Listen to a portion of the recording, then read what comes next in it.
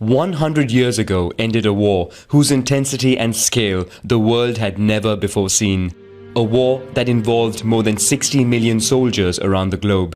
In this video, we retrace the origins, events and consequences of World War I.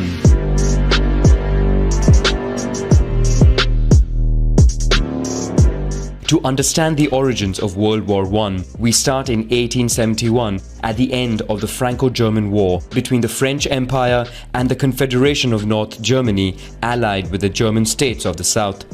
After 6 months of fighting, France is defeated and the victors unite to form the German Empire. Alsace and Moselle are annexed to the new empire, frustrating the French side. In the following years, Germany would greatly advance its industry and economy. The country also builds alliances, first with the Austro-Hungarian Empire and then with Italy, which is frustrated by France colonizing Tunisia. The three form the Triplice or Triple Alliance. Growing in power and status, Germany begins colonizing African territories. For its part, France allies with the Russian Empire and signs a secret pact of non-aggression with Italy, thus avoiding a second front in case of war. The British Empire fears the rise of the German army, more specifically of its navy.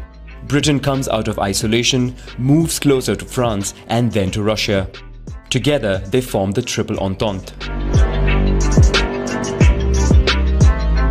In the Balkans, the Austro-Hungarian Empire annexed Bosnia and Herzegovina, much to the displeasure of neighboring Serbia, which dreamed of one day uniting the South Slav people.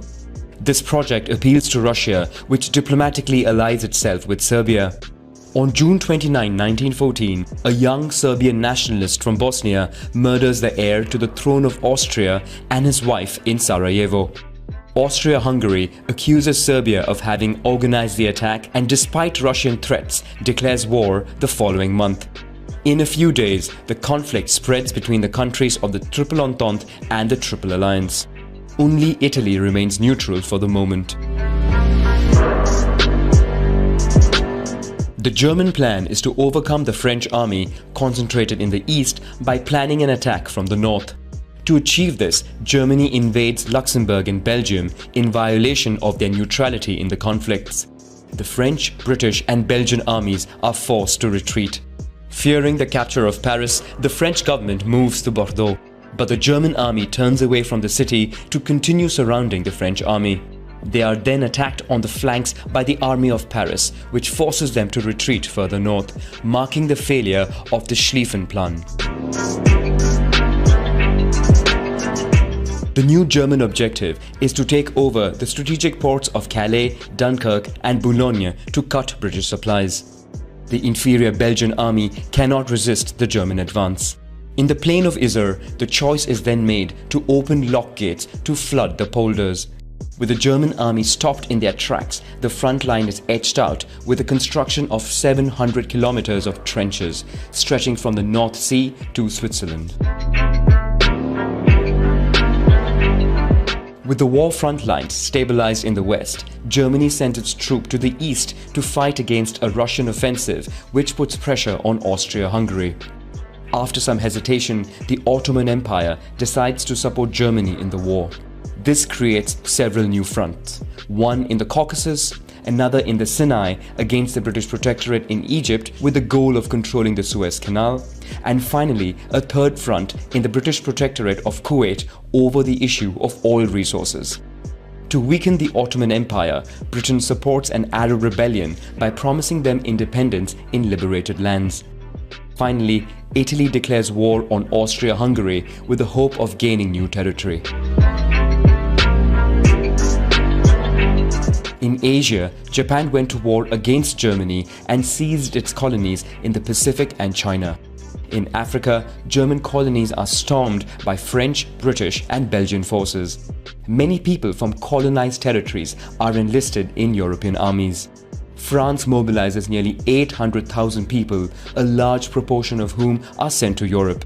The British Empire, for its part, enlists 2.7 million men from its dominions and colonies. More than half come from British India.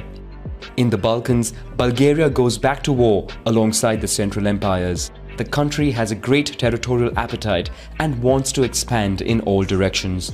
Serbia is attacked on two fronts and is quickly invaded. In the West, Germany continues with military innovations. It becomes the first to organize aerial bombardments carried out by Zeppelin airships.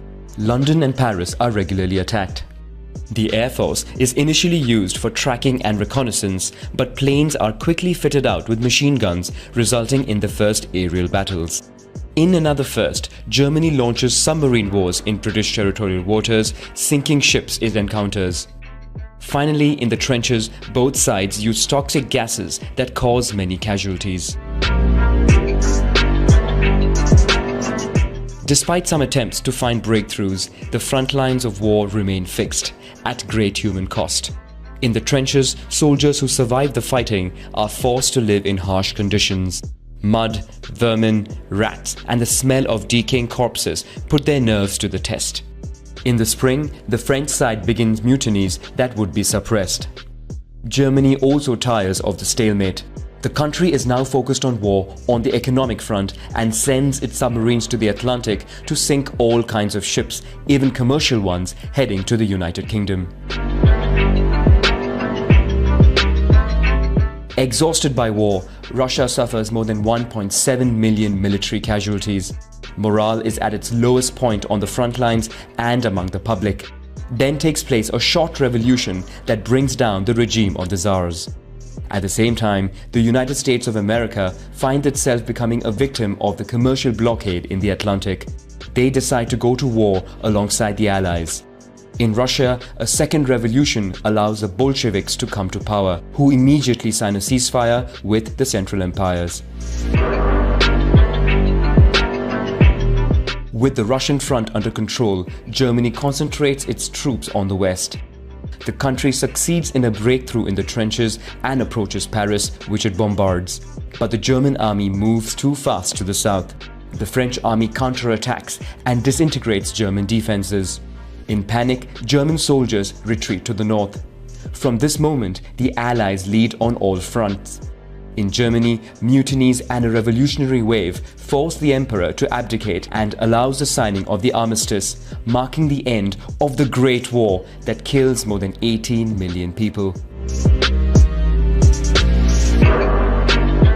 On June 28, 1919, a peace treaty is signed at Versailles. German representatives are not invited, and the country is forced to accept all demands of the victors. Germany and its allies are held solely responsible for war damages and must pay heavy compensation. Austria-Hungary and the Ottoman empires are dismantled, making way for new countries or colonies. Germany, meanwhile, finds itself humiliated and indebted. Its army is disbanded and colonies shared among the allies. The country cedes roughly 15% of its territory to France, Belgium, Denmark, and Poland, which is recreated. The only consolation is Germany remains largely intact due to no fighting on its territory, and its industry is still standing. The humiliation imposed upon Germany already leaves it with a desire for revenge.